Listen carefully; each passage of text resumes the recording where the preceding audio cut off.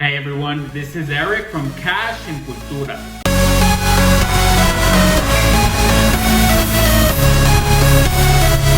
You've been collecting for a while. The sports cards are starting to stack and stack and stack and stack. You now have thousands and it's become madness. Your spouse tells you, hey, you should probably stop hoarding those. Oh, no, I'm not hoarding. I'm actually going to sell them and I'm gonna make us a lot of money. If that sounds like you, then you're probably hoarding sports cards and don't know what to do with them. Don't know how to sell them. I'm trying. Don't know. Fuck. Aside from your holy grail pieces, if you are holding thousands of sports cards and they are just collecting dust, it's because you are hoarding. In this video, I will talk about an easy strategy on how to sell a heavy volume of sports cards in a very easy and simple manner. The reason I'm doing this is because I watched the video from Cardboard Chronicles where Josh interviews Adam Lefkoe, who is a TNT NBA host. And this video was very refreshing. He talks about having confidence as a collector so much that he has no problem taking sports cards to the set and showing D-Wade, Shaq, Charles Barkley sports cards, and where he tries to influence them to try to get into collecting. That's pretty awesome because you shouldn't be ashamed of this awesome hobby. You should be promoting it and get new people in so this hobby can spread even more. He also talks about graduating from base cards to silvers, refractors, etc. And that's always fun. Obviously, when your wallet allows, that is always an exciting time as a collector. And do not hoard.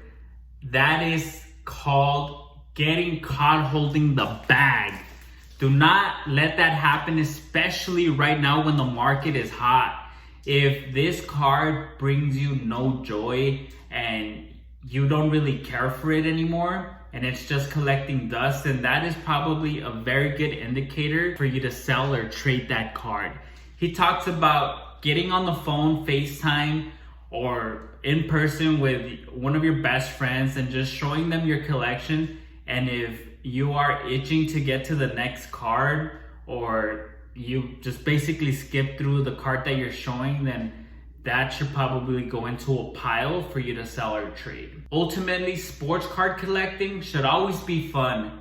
So spend less time organizing your thousands and thousands of sports cards and get busy selling or trading them. Here's a simple way on how to do it. All right, so here are a few stacks. I went through thousands, literally hundreds of thousands of sports cards earlier this year, and I sold easily 10,000 sports cards that I didn't want anymore.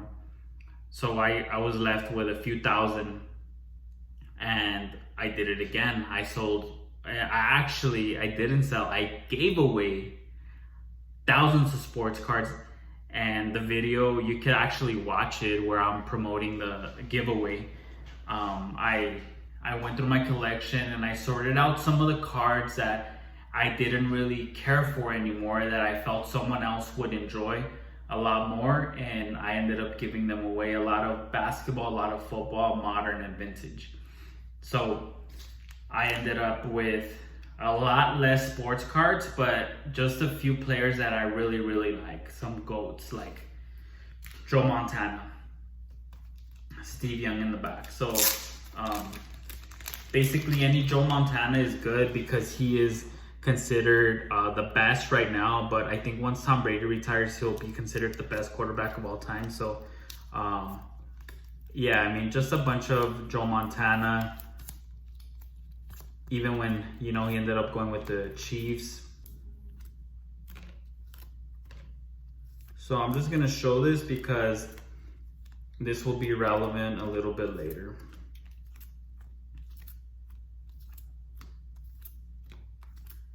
So this is probably something that a 49ers fan would really enjoy because it's two of the greatest quarterbacks that ever played the game, and both of them played for the 49ers.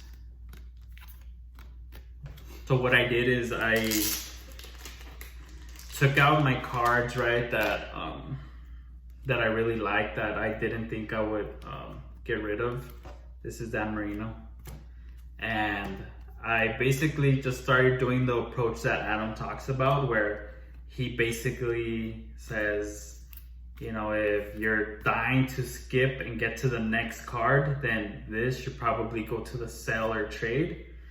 And that doesn't mean that it's not a good card, right? Like, for example, this is Brett Favre, and this is Berman's best. So I mean, this is a very unique card.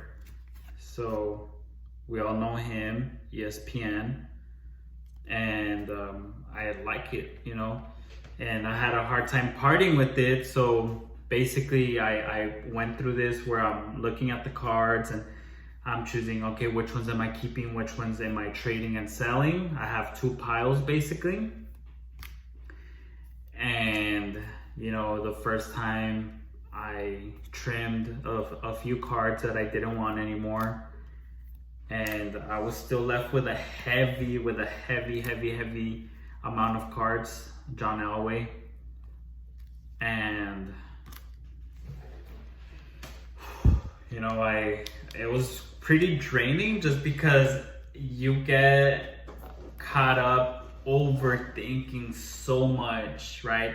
First and foremost, you have a hard time detaching yourself from the cards. And second of all, you think, okay, well, how am I gonna sell this? Right? And the reason why I say that, it sounds very simple, right? It's like, okay, well, eBay has the most eyes. So it has a massive audience. It's a big platform, and that's where cards can sell easily. But we all know that right now there's a lot of issues where there's a lot of scamming going on, right? Like, people will say that the card arrived damaged, and it's just a waste of time if you're gonna sell a card that's $3, $4. I mean, if you have thousands of cards that are $1, $2, $3, $4, $5, that adds up. But if you're having to spend a lot of time dealing with refunds or things like that, then it might not be worth it. And at this point in my life, I really don't want to deal with it. You know, I love giving the buyer the benefit of the doubt and whatnot, but I know that my cards are not damaged. I take very good care of them. So I much rather not have to deal with that. So my next option is, okay, well, what about a stack sale on Twitter? And those, you know, people do those all the time. And people who do them, they say, hey, this is hard work. It's not easy. It's not simple, right? But it's rewarding because you get to sell your card and you get into the hands of someone who really, really wants it. So I was going with that approach, definitely. I wanted to do it. So I started labeling all the cards. I started putting post-its with the price based on comps, and they were all under eBay comps. So if the card was $4, then I was pricing it at $2. And that became exhausting real quick. Whew. So quick that I ended up falling down this hole of just basically giving them away, where I would put 4 or 5 cards for 25 cents or 50 cents or $1, and when they were worth more, you know, just because I didn't want to go through the comps. And again, it defeats the purpose, right? If you're gonna sell them, then it's probably because you need the money or you want it. And right now I could use it, right? Like, to pay off a few things. So I started falling into that hole to where maybe it was not going to be beneficial. So, and just so you know, this right now, what I'm showing is just a bunch of quarterbacks. So these are some of the old school ones. So you get the point. This last one is Jim Kelly and Thurman Thomas from the Bills. So for those Bills fans, it was pretty exhausting. Just having to research every single card individually. And not just that, but I have a daughter, right? I have a wife, I have a family to care to and attend to. And I can't just be away for hours doing this if there's not going to be a good return. So now we're getting into the running backs. So then I thought to myself, well, how can I do this? I know I want to sell them. I have already done tons and tons of giveaways, and I'm going to continue to do them, right? I just want to get more creative with them. So I'm whipping that up right now in the back end, in the back scene, and trying to figure out what's going to be the next big giveaway and how am I going to do it. So more to come there. But as far as this, again, I want to sell them. I want to get that experience. Right now I sell, but I don't sell for profit. You all know that I do the Robinhood sales, and Robinhood sale is basically where I go get sealed product that everyone is looking for. Topps, Chrome, basketball, Mosaic, all that stuff that was incredibly hard to get. I go get it, I bring it back, and I rip maybe 1 or 2 boxes, and then I end up selling it at cost, right? All you have to do is just cover the shipping, and it's yours. And so I do that selling. I know how to do it. I know how it goes. But I did want some of that. I want to know how the stack sellers feel, and what are some of their concerns, and I just want to be in there in the trenches. So I was set on doing it until I got fatigued. Not even halfway into it, I was done. I was on my 3rd cup of coffee that morning, and I basically told myself I just I don't have the will to continue. So I thought to myself, all right, what's another way to do this? And I want to make this in a very affordable and inexpensive sale. So, and a lot of these are cool because, like, for example, Jerome Bettis, this is his 2nd year card, or might be his rookie, NFC Rookie of the Year. So might be, I'm not sure, but there's a lot of cool cards in here. Jerry Rice. So any of those are cool. It's like basically the MJ of receivers. So I just started going down Twitter, down the timeline, and looking, okay, what are some people doing?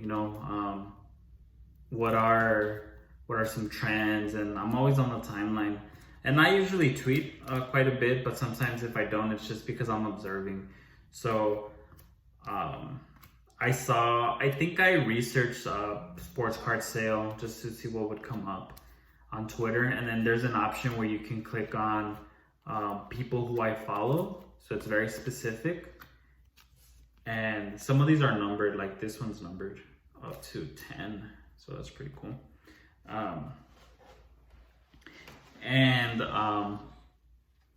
Patrick Mahomes, fresh card, so this is a new card.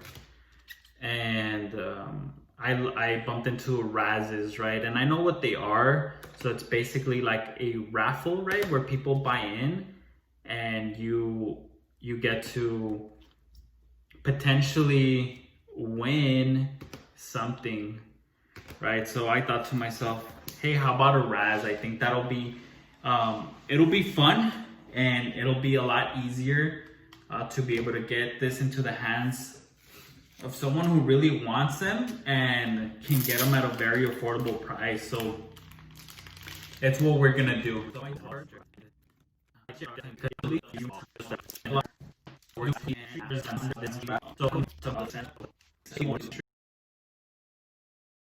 So in that interview, Adam Lefkoe talks about the 33 percenters, right? And that's his people, the name of his people, right? His crew, his friends, his fans, and that's what motivated me to have the entry price to this Raz as $3.33. In honor of my friend Adam, well, not my friend, but you get the point. because that's basically what motivated me to sell and trade these. I think his first sale was $33 for a card that was worth $40, and it was because he wanted it to mean something. So this is actually one of my first sales. I've only done 2 sales, I believe, in my whole entire collecting journey, because I keep and I collect most of it. And I, just like I do with the stock market, when I buy stock or stocks, I let them sit and collect value, more of a long-term view and perspective. So it's the same thing with sports cards, but I'm ready to let these go. These are some of the harder ones that I had a hard time letting go, because as you can see, they're rookie cards. So I'm a big believer in not selling rookies. And these are rookies from this year. So you're easily getting about 100 rookie cards, and Spectra, like some good brands. And this is all football. So good luck to whoever wins. The Raz will be tomorrow, Sunday, September 19th. Be on the lookout. As soon as this video drops, about an hour or 2 later, I will have the Raz on Twitter, or you can reach out through Instagram. Cash Cultura, I will have the links in the description. So make sure that you DM me, that you reach out if you want to be part of the Raz. Thank you very much to everyone watching this. Thank you, Josh and Adam, for the great interview and for motivating me to do this. Make sure that you tune into our next video, which should drop next week. And it's going to be a part of the Is It Worth It series, where I rip open a 2020 Donruss football blaster box, and you get to decide if it's worth it based on the value of the cards. Again, thank you all for tuning in. Have a blessed Sunday. See y'all.